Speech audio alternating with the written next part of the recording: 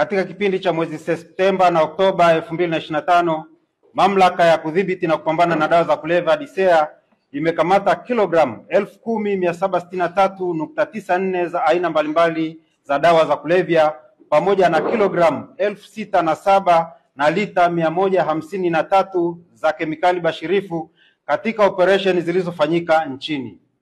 Watuhumiwa 89 walikamatwa kuhusiana na uhalifu huo.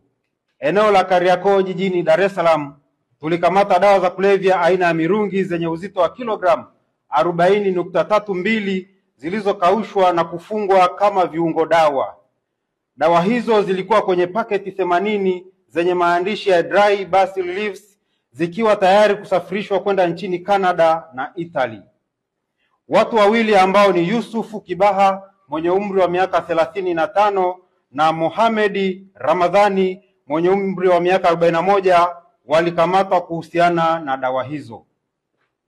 Taarifa za kiuchunguzi zimebainisha kwamba dawa hizo za kulevya ziliingizwa nchini kwa njia ya kificho kutokea nchi jirani na zilitumwa kupitia kampuni ya usafirishaji.